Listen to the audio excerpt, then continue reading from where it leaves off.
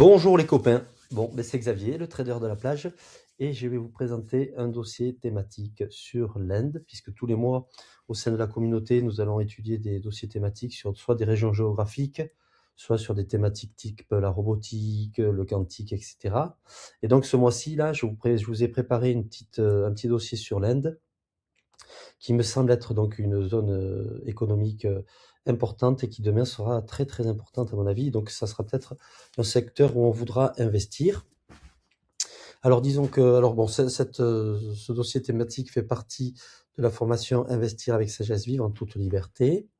Et donc ce contenu est à but pédagogique et ne constitue pas un conseil en investissement. Alors dans ce module, qu'est-ce que vous allez apprendre?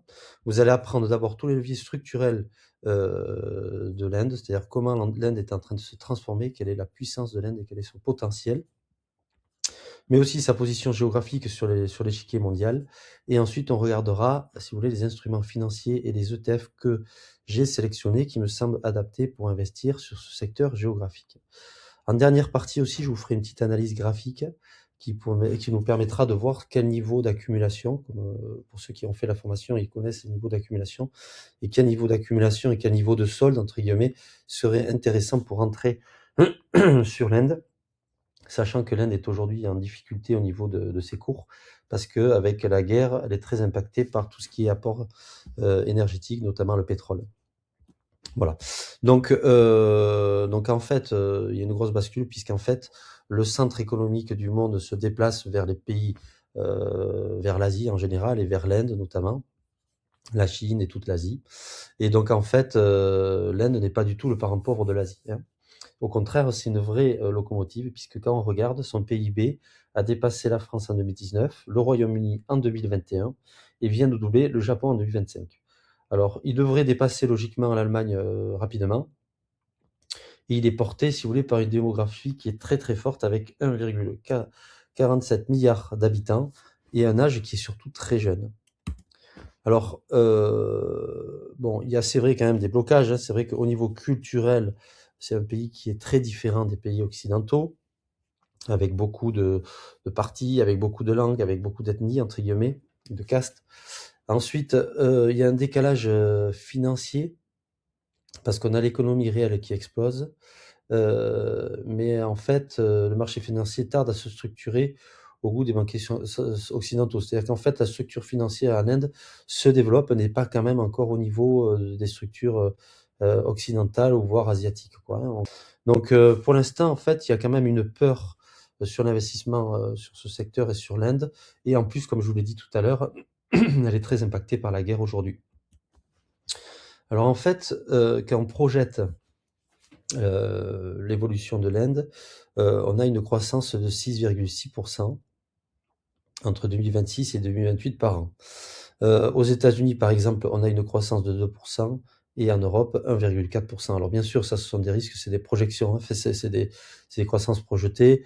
La guerre aura sans doute un impact important sur ces progressions, mais en tout cas, c'est vrai que c'est un secteur du monde qui a une dynamique de croissance qui est quand même forte par rapport aux pays occidentaux et donc qui risque de donner du potentiel. Ils ont fait beaucoup de, là, ils ont beaucoup de projets d'infrastructures avec le plan Gati Shakti. Donc, ils vont construire des routes, ça c'est sûr, mais ils vont structurer aussi 50 aéroports, 1300 gares, 10 000 kilomètres d'autoroutes par an. Ensuite, ils sont en train de faire une connexion entre Moscou et Mumbai, donc qui va leur permettre de raccourcir les temps de trajet, notamment au niveau énergétique. Et ensuite, ils ont des projets de faire des mégaports, avec le port de Vadhavan, pour l'accent, excusez-moi, qui deviendra donc l'un des 10 plus grands centres portuaires mondiaux. Voilà, donc au-delà de ça, en plus, au niveau compétences, c'est vrai que l'Inde est en passe de devenir l'atelier logiciel et la puissance technologique du monde, puisqu'en fait, ils vont lancer des structures pour construire des semi-conducteurs avec des partenariats avec les USA, puisque vous savez que les USA sont quand même pas mal liés donc, à Taïwan, donc ils veulent se sourcer ailleurs. Et après, Donc en fait, il y a une grosse transition énergétique puisque 52% de la capacité installée est déjà non fossile en 2025. Donc ils ont fait quand même beaucoup d'investissements sur l'énergie non fossile, mais quand même, ils sont pas mal impactés par la guerre. Alors, comment on va investir sur l'Inde? Il y a plusieurs options. C'est le marché obligataire qui est très solide. Mais bon, c'est souvent très difficile d'y accéder, notamment avec les ETF. On n'en a pas trop dans nos zones pour acheter des ETF sur l'Inde. Ensuite, bien évidemment, il y a les ETF qui sont la solution la plus simple parce que c'est pas facile non plus d'acheter des actions, bien les sélectionner, créer un portefeuille sur l'Inde, c'est quand même pas facile. Voilà. Donc ça, c'est l'idée, ça va être nous de s'orienter, si vous voulez, sur des ETF et on va les sélectionner. Et surtout, la question, c'est comment j'investis sur l'Inde et quelle est la place dans mes portefeuilles pour l'Inde. Alors déjà, aujourd'hui, quand vous faites votre allocation, vous avez une poche, logiquement, sur les émergents. Et dans cette poche émergent, il y a une partie qui est déjà sur l'Inde. Donc quand vous mettez cet ETF, vous êtes déjà exposé. Maintenant, pour ceux qui veulent se surexposer, vous pouvez, par exemple, prendre une partie de cet ETF émergent et rajouter une partie sur l'Inde, tout en gardant toujours la même exposition sur les pays émergents, évidemment.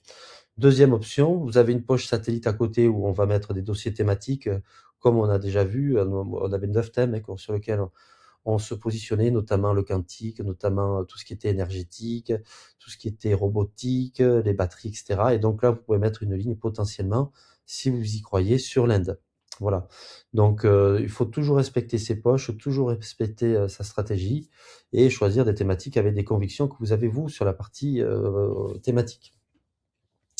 Voilà ce que je peux vous dire sur la place que vous pouvez mettre sur ce secteur géographique. Et maintenant, on va regarder donc les deux ETF que j'ai sélectionnés. Alors, vous pouvez investir dans votre PEA avec l'ETF Amundi MSCI India PEA, donc qui est très bien, qui a des frais quand même relativement élevés à 0,85. Sinon, vous pouvez investir dans votre compte titre par le biais du Franklin, qui lui est moins cher. Vous voyez, l'avantage du PEA, c'est qu'on a des avantages fiscaux, mais on a toujours des frais supplémentaires. Donc ça, c'est à vous de voir. En tout cas, ces deux ETF sont bien. À vous de voir. Ça dépend de votre patrimoine, de comment vous avez organisé vos poches. Voilà, hein. Donc, en résumé, bon, au niveau géopolitique, c'est vraiment une pièce maîtresse, l'Inde, pour demain. C'est quand même un pays qui a une solidité financière. Il y a des structures, des infrastructures qui sont en train de se construire. Il va y avoir de nombreux investissements qui vont fluidifier et dynamiser l'économie donc de l'Inde. Et la quatrième chose, c'est qu'ils ont une démographie très positive avec une population très jeune qui aussi devrait générer de la croissance. Bon, ça, donc, c'est le call to action pour rejoindre la communauté. Vous avez le lien en dessous, évidemment. Vous allez avoir tous les liens. Je vais vous faire une petite revue aussi des graphiques pour vous montrer. Donc, en fait, si vous voulez, l'Inde, ici, on va se mettre en semaine pour aller en long terme. Et l'Inde, si vous voulez, elle a eu une croissance très, très forte entre... ça, je vais le déplacer, excusez-moi. Elle a eu une croissance très, très forte, en tout cas sur les marchés, entre 2023 et 2024, là, puisqu'on avait eu une progression quand même de 50%. Voilà. Donc là, on a pas mal baissé. Je pensais qu'on allait s'arrêter sur ces niveaux ici, là, de 23, 24 en fait. Donc moi, j'ai commencé à accumuler un petit peu ici. Et en fait, ça l'a cassé. Et là, la dynamique est très baissière. Donc avec la guerre, peut-être qu'on arrivera sur des niveaux à 20 euros. Et là, en tout cas, en ce qui me concerne, je vais accumuler effectivement de l'Inde sur ce niveau ici qui me semble très intéressant au niveau de 20. Voilà, donc ça, je le mettrai dans les tableaux d'accumulation. Et voilà.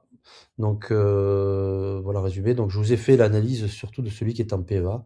Ça, c'est un peu la même chose sur celui qui est dans le compte titre, mais je vous donnerai aussi les niveaux dans le portefeuille du trader de la plage que vous aurez dans le circle. Voilà les copains, j'espère que ça vous a plu ce dossier thématique. J'en ferai assez régulièrement. Vous en avez déjà pas mal dans le circle et dans les formations, dans les dossiers thématiques qu'on trouve ici. Je vais vous y mettre. Tac. Je vais aller vous montrer le circle de la communauté.